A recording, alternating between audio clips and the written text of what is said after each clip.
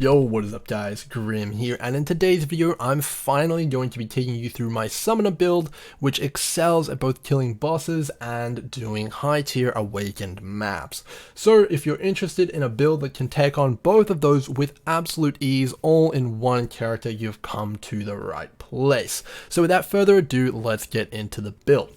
So overall, the build here is a Chaos Inoculation Energy Shield build that can take advantage of a boss killing setup as well as a mapping setup for decent clear speed as well as insane bossing potential with one of the largest effective health pools combined with Chaos Inoculation, and in addition to that having millions and millions of DPS, one of the highest in the game, right up there with the likes of Pyro class Miner. So you get the really the best of the best for bossing, and you also get a decent mapper which has some pretty okay clear speed at the same time. So if that interests you, you've come to the right place. So we're going to break down this summoner build bit by bit so you guys understand exactly what's going on. And the first thing we're going to start with is the character itself and how it is structured. So the character is obviously a Chaos Inoculation build, but it is a strength stacking Chaos Inoculation build. So in this build, we actually gain the majority of our defenses from strength on the tree and our gear. And we'll get into how that works in just a second. So to begin with, we're going to go over the gear. So the first piece of gear that we need to talk about here is Joffrey's Sanctuary. So you can see here that Joffrey's says gain 2 maximum energy shield per 5 strength. So every 5 strength we have, we're going to get 2 flat energy shield, meaning it's a fantastic item for energy shield characters. And if you actually see, if I take it off here, I actually lose 6,000 energy shield.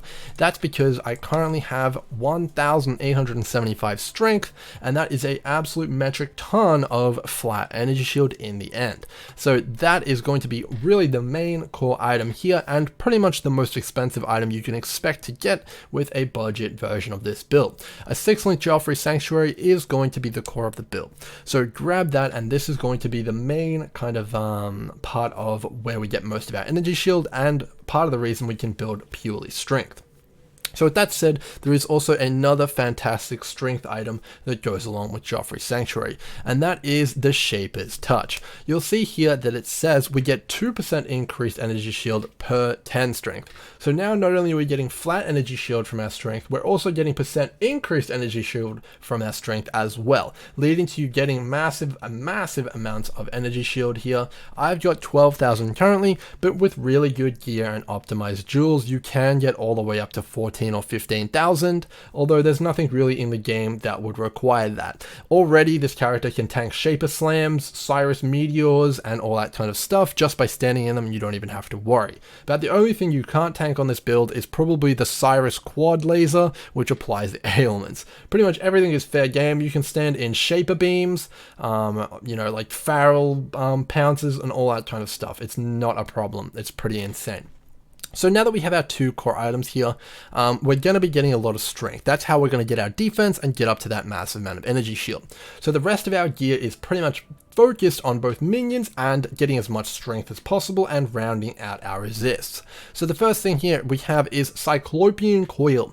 This is going to give you 13% increased attributes, so that increases our strength further and also gives us some intelligence, which also does give energy shield as well. And in addition to that, it's actually going to make it so that you're immune to freeze if your dexterity is higher than your intelligence, which mine is, so it completely freeze immune. And then also it will make you immune to ignite if your strength is higher than your dexterity, which ours absolutely is. So just this belt alone gives us increased strength, it gives us freeze immunity and ignite immunity. So it's great defensively, and it's going to save you a ton of worry in terms of those ailment immunities. So absolutely fantastic here. Next item which you're going to want to grab is a Alberon's Warpath. We got 18% increased strength there. That's fantastic. And in addition to that, it actually gives us 1 extra skeleton, which will become relevant when we talk about them later on. So really good there. Next up we have our rings. What you're looking for in these rings is just tons of resistances, maybe a bit of energy shield, and of course strength. Strength is our main stat, so get that wherever you can, and especially on rings. In addition to that, there is one other stat you'll be looking for on rings, but we'll get to that later on when we get to some more gear.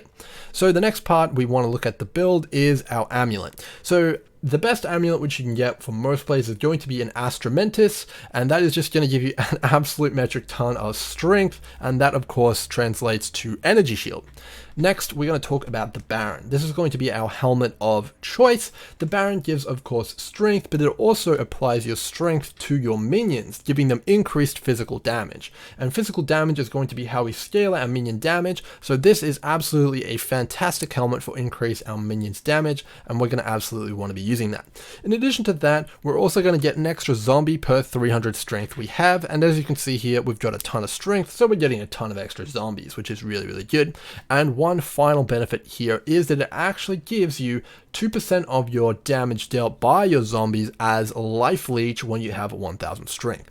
So this is actually not to be underestimated. With such a high effective health pool here, you actually get so much regen, it actually feels like you have overleech from Slayer. That's how it really feels like. You're basically constantly just regenerating your life. Every single time it goes down, boom, straight back up. And it's really, really a tanky build. So the final two items here are going to be depending what kind of minion setup you're going to go through here, and we'll talk about the weapons and whether you're using a shield or not later on in the video. So with all that said, hopefully you guys have understood the kind of strength focus here on our gear, and that's really going to be dictating a lot of your gear choices. Since most of these are uniques with the exception of the ring, I would recommend that you copy exactly what I have here, and it's pretty much going to put you in pretty good stead. The next thing we need to talk about is, of course, the passive and jewels on the tree. Those are going to be kind of like what we need to go on to now. So to begin with, of course, you do not want to kind of like exactly copy my tree, as it is kind of optimized for my gear exactly, but we'll talk about that further with the weapon discussion, as you may want to swap things up a little bit. But for most part, you do want to kind of follow the general structure of my tree and kind of grab what I have grabbed. Of course, you want Chaos Inoculation, and we'll talk a little bit about some gear swaps and minion swaps later on, which will affect that. But the thing I really want to talk about is actually the jewels, because a massive part of this actual build is the jewels on the tree. It's kind of a bit of an interesting one, but those really are extra gear slots themselves. So let's get into it. We're actually going to be using three different types of jewels here, and we'll talk about them now. So the first type of jewel that we'll be using is Efficient Training. So this has a large amount of flat strength on it, which we now know is energy shield, basically in a can, as well as minion damage and potentially a zombie or two. So this gives you strength, but then it also transforms all intelligence in its radius into strength. So if I hover over these intelligence nodes, you'll notice that they actually say strength on them now, which again is more damage and more energy shield, which is absolutely fantastic. And you can see here we have 3 of them currently socketed, one here, here, and here. So I would recommend you guys picking up 3 efficient trainings and socketing them in similar places as well. So that's going to be fantastic for you, and that's really going to do pretty well. The next thing we want to talk about here though is the second jewel, and this one is called Brawn. This jewel is absolutely fantastic, and it's going to give you 6% increased strength at the top roll and 10% reduced intelligence at the top roll as well. So you really want to be looking at these 2 rolls. So 6% increased strength, the maximum one there, and 10% reduced intelligence, because we do want intelligence as that still provides us with energy shield. So you don't want to reduce it by any more than 10, which is the minimum, and that's going to be what you're going to be looking for there on that. So we're putting these in quite a few places here. We've got one here, here, and I believe one here as well. You'll obviously have the exact locations when I upload the POB, which you'll be able to find in the description below. So the final jewel we're going to talk about here is the Watcher's Eye. So these can be a little bit pricey, but they're absolutely fantastic to have. And you'll notice this one contributes quite a lot of energy shield to me overall, and that is because it gives you 18% of your maximum mana as extra energy shield while you're affected by Clarity. So Clarity is a pretty easy spell to have on. It's just an aura, but we'll get into that when we talk about the skill gems. So the Watcher's Eye here, it's probably going to be around 10 exalts, I would say. The only mod you need to worry about is this one, the extra energy shield while affected by Clarity. And the reason this is so powerful is because if we take a look at our Shaper's Touch here again, we'll notice that we actually get 2 mana per 4 strength, which is absolutely fantastic. And you'll also know that we have a few mana nodes here on the tree as well already, and those are going to contribute to our overall mana pool, giving us even more energy shield, which is pretty cool indeed. So definitely a very good jewel. If you have the currency to pick it up, it's absolutely fantastic. If not, you can kind of drop it. It's one of the more expensive items in this build, but it will push you up over that 10k energy shield and get you into some pretty insane tankiness. So definitely pretty fantastic there. So that's pretty much all you guys need to know about the passive tree. Of note, we're also stun immune here with unwavering stance, so you cannot be stunned, frozen, or ignited on this build just automatically, which is pretty fantastic on top of your massive effective health pool. So yeah, overall, pretty damn good in my opinion. So let's get on to the skill gems and the minion setups now that you know all about the gear and how the character works. So overall, we of course have quite a few links here. We have a few skills that we're going to talk about here, and then we'll get into the minions. So overall, we have the Clarity support gem here. That is the Clarity active gem. That is going to be one of our auras. If you are not using the Watcher's Eye, you don't need to use this, but if you are using the Watcher's Eye, this is what's going to allow you to get that extra energy shield, which is going to be really fantastic. The next thing here is, of course, Discipline. You want to be running this. This gives you a flat amount of energy shield. Just more energy shield is better. So more life, more defense. Definitely very, very good there. So the next aura we're running here is Pride. Pride is basically an aura around you. Every time a minion or an enemy comes into that aura, they're going to take 20% more physical damage. So if you're standing next to Shaper, he's taking 20% more physical damage from you and your minions. And as you stand next to him longer, he takes more and more. So it goes 20%, 25%, 30% for every second that you're in his radius. So if you're standing next to the boss and your minions are wailing on him, he'll take all the way up to 40% more physical damage, which is absolutely insane, and it's the best aura you can have for damage. So absolutely fantastic. Make sure you're using Pride with this build. And the final aura we have here is War Banner. So this one is pretty good as well. It's similar to Pride. Enemies near you just basically take 9% increased physical damage. That's all you need to worry about here, and that's going to round out our auras. So 4 in total. All of them are pretty fantastic, but drop Clarity if you don't have the Watcher's Eye. So all good, all good, all good. Next up we have Convocation. So if you haven't played minions before, this spell basically, if you outrun your minions and get too far away from them, you can teleport your minions on cooldown and just kind of transport them to you, which is really, really handy, and it's going to be really fantastic for mapping, as you definitely will be outrunning your minions, but you can teleport them all to you on cooldown basically with Convocation, and it's really, really good. And in addition to that, you can also teleport them out of danger's way and also heal them with Convocation, as it heals 1.85% of their life per second it's active on them, which is really, really good. And you can keep your Spectres up in some situations, especially in stuff like the Cyrus fight. If you spam Convocation, a lot of the time your Spectres will not die, and you can kind of have them and give your power and frenzy charges, which we'll talk about later, to your minions in the later parts of the fight, which is fantastic. So that's Convocation. Of course, we have our mobility setup here: Shield Charge, Flame Dash, and faster attacks. If you're using a shield, this package is absolutely incredible for defense and offense. Getting around the fight like Cyrus or Shaper is absolutely fantastic, and I really like using a shield for that purpose. So next, I believe we have, are we onto the minions yet? I think we might be. No, okay. The next thing we need to talk about is Flesh Offering, Vulnerability, and Desecrate. So Desecrate is an ability which creates a bunch of corpses on the ground. So these are basically fantastic for both raising minions as well as exploding them for Flesh Offering. So Flesh Offering is the offering of choice. You can use one offering per character, and this offering is basically going to turbocharge your minions and give them a bunch of attack speed, meaning more DPS, as well as movement speed, meaning more clue speed. So definitely very, very good, and you want to be keeping up Flesh Offering on yourself at all times, and whenever you think of it, just kind of pop it up and you'll be off and running, and that'll be fantastic for making sure that you're getting maximum clear speed and damage. So next up we have our curse. Our curse of choice is vulnerability for this build. Our minions deal pretty much 100% physical damage, so you want to be going with vulnerability. So pretty good. That is going to be all the non-minion skills here, and we can finally get into the minions, as you know how the character works, where all our defenses come from, the goal of the character, and kind of like how all of our other gems work overall. So now let's get into the summoner part of this video. There is 3 different summoner setups which I'm going to explain to you, and I'm going to explain the benefits of each of them. So the first one is the zombie summoner, the second one is the skeleton summoner, and the third one is the hybrid summoner. We're going to start off with we'll start off with the skeleton summoner here, and we will talk about that. So the skeleton summoner is pretty similar to the zombie summoner. It just uses skeletons instead of zombies. So we're going to start off with the DPS minions, and then we'll get onto the support minions after that.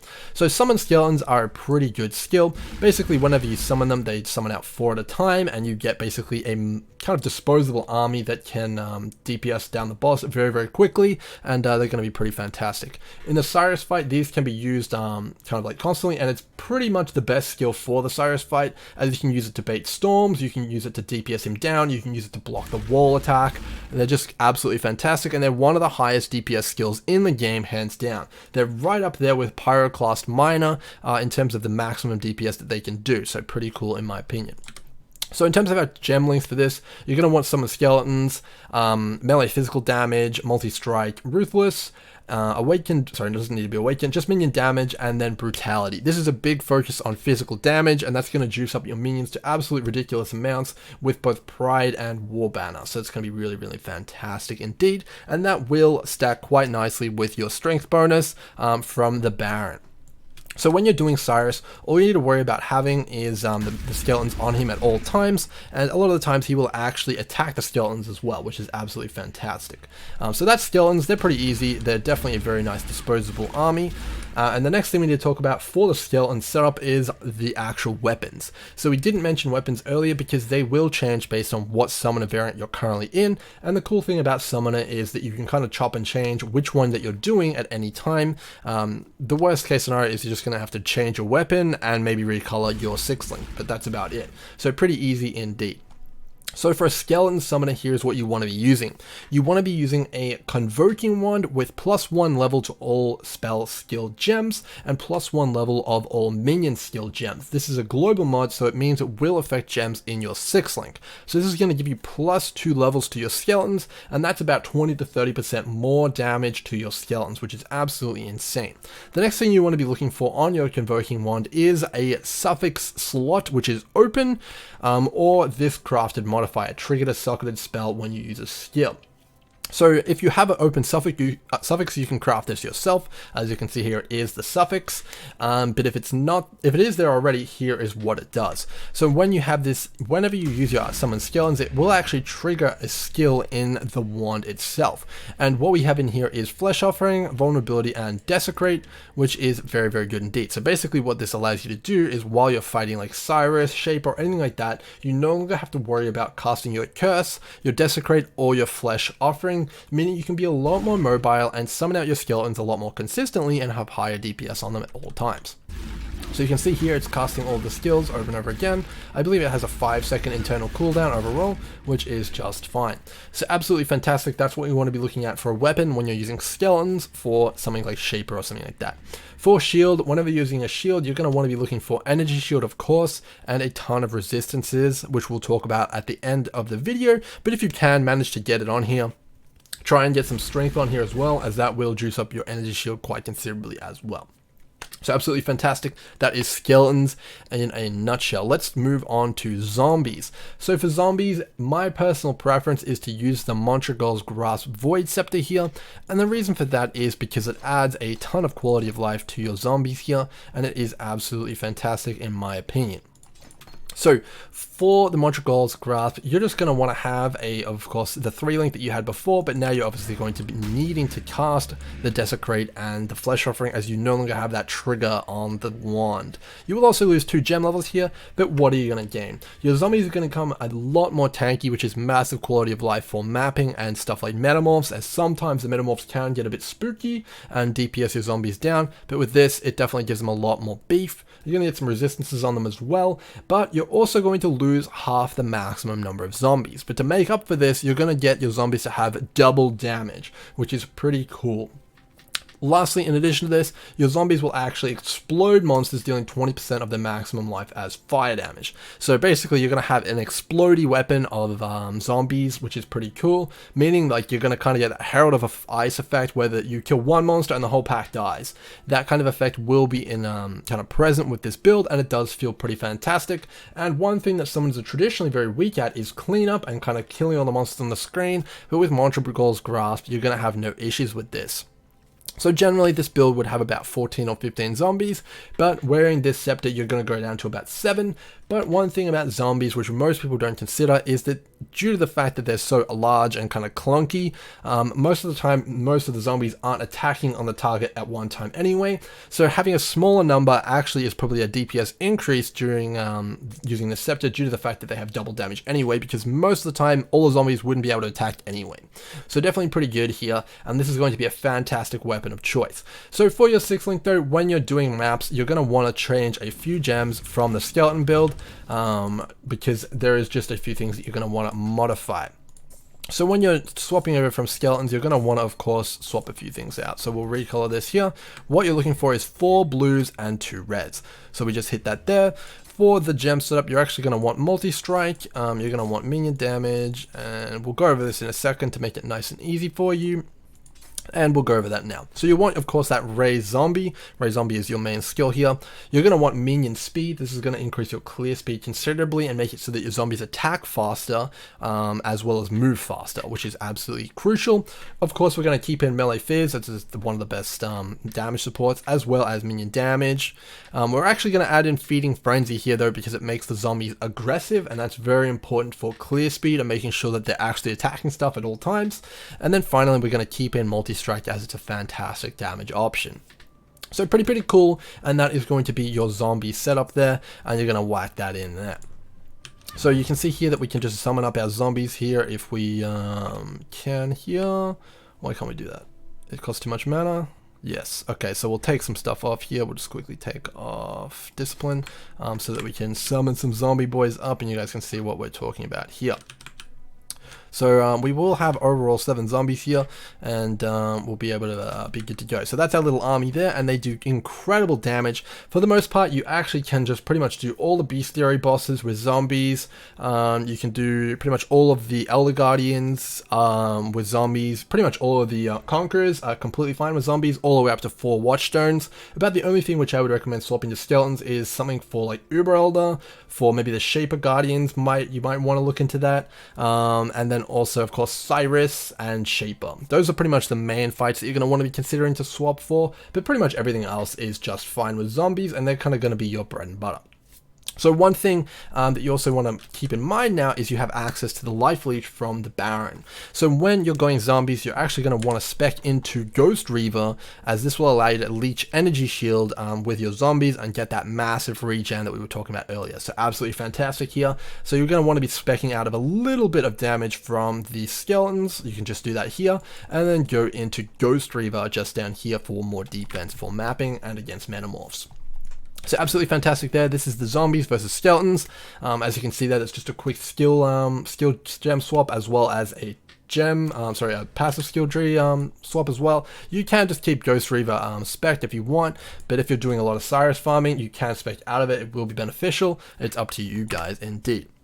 So those are the main DPS minions and kind of the differences between the weapon setups. I will finally touch on the last one here, which is the third setup. You can actually use a two-handed weapon and have both skeletons and zombies active at all times. However, I don't like to do this, as it sacrifices a ton of mobility, a ton of defense, and a ton of quality of life from the shield and the other weapon. So I think there's no situation where you would absolutely need both, so I think it's much better to kind of specialize in one or the other and just swap it around when you feel like it. There are plenty of examples on Pee-wee Ninja build section if you want to look at the two-handed variants. So that is that. So let's move on to the support minions. Now that we know the difference between summoning skeletons and zombies, let's get on to the supporting minions and then finish off the build guide here. So of course, let's talk about the first one here. The first one is the Carrion Golem. And if we just jump down here, we'll be able to see him a little bit better. He is this kind of like skeletal guy running around. He looks a bit awkward. He is definitely a support minion. You can see here that he actually gives you a buff, which gives your minions additional physical damage. So he's kind of like a bit of like a pride aura or a war banner. So he's going to give you a ton of damage already, which is fantastic. But in addition to that, I like to use my Carrion Golem as a little bit of a kind of a workhorse. I like to give him a few more things to do. So in the skeleton version of the build, I like to give him Feeding Frenzy and I like to give him Maim. So Maim is basically going to make him apply a debuff to the boss, which is going to make the boss take more physical damage, and I like to put that on the Carrion Golem so I can link more damage gems to my skeletons in the skeleton build. In addition to that, similarly, Feeding Frenzy on the Carrion Golem will give you a buff, which gives all your minions more damage, and putting that on the skeletons would reduce your overall damage, so putting it on the Carrion Golem will allow you to retain that buff, but also link more damage supports to the skeletons, leading to an overall plus. As skeletons, by their nature, are actually aggressive anyway, and you can just do the bosses with them without having to worry about having Feeding Frenzy on them. So absolutely fantastic. Obviously, okay, with the Carrion Golem, you're going to want to take Feeding Frenzy off and put it on the zombies, so you can just put just keep the Maim on there for the Carrion Golem. So that's the Carrion Golem. For the skeleton build, you want to have Feeding Frenzy and Maim on him. For the zombie build, you just want Maim on him and then put that Feeding Frenzy on the zombies. So pretty good indeed. Absolutely fantastic. Next one we're going to be talking about here is Spectres. But to talk about Spectres, we actually need to go over to Act 7. So Spectres can, in some other builds, be used for offense, but in this build we use them for utility and additional damage. So when you're looking to raise your Spectres for this build, you're going to want to come over to Act 7 and go to the Ashen Fields. So the Spectre of choice for our build will be both Carnage and Host Chieftains, which you can obtain by heading over here and using Desecrate a few times, and then of course highlighting the corpses and taking a look. So over here you can see we have a Carnage Chieftain. This one applies frenzy charges to all of its allies. So when you have this up, it's going to give your zombies or skeletons or anything really that you have frenzy charges, which is extremely powerful indeed. Absolutely insane, and it's going to give you basically a ton more damage as long as your Spectres don't die, which can be a little bit difficult in some fights looking at you, Cyrus, but for the most part they should survive without a problem. So as you can see here, we're just going to select the correct corpse and we're going to raise him up. You want to get a good mix of Host and Carnage Chieftains, so 2 of like Host Chieftains, 1 of Carnage, or 2 Carnage and 1 Host is fine, but in general make sure you have at least 1 of each so you can get both frenzy and power charges. So absolutely insane and pretty cool. So with those Spectres covered, all you have to do is come here anytime that they die or you want to get some new ones, just come into Act 7 and go to town.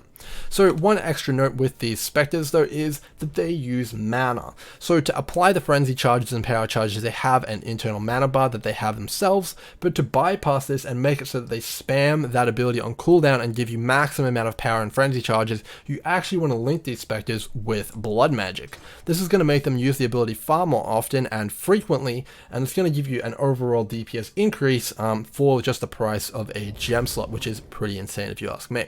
So pretty good. And let's move on to the last minion that you're going to want to worry about here. So the final minion that you're going to be using in this build for both zombies and skeletons is going to be the Animate Guardian.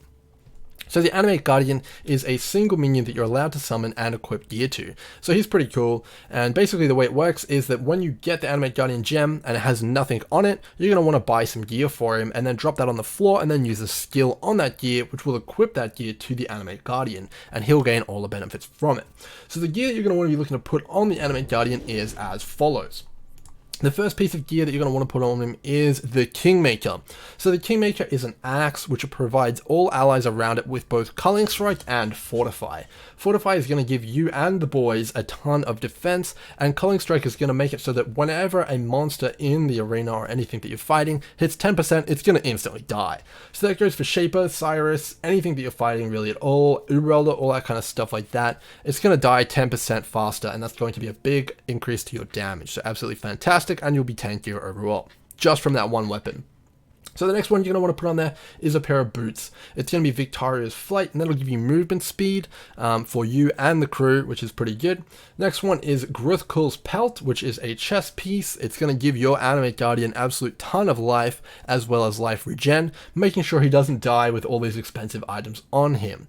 The last two here is a helmet, which is called Leer cast, which is going to give you a ton of movement speed, which is really good for you and the boys.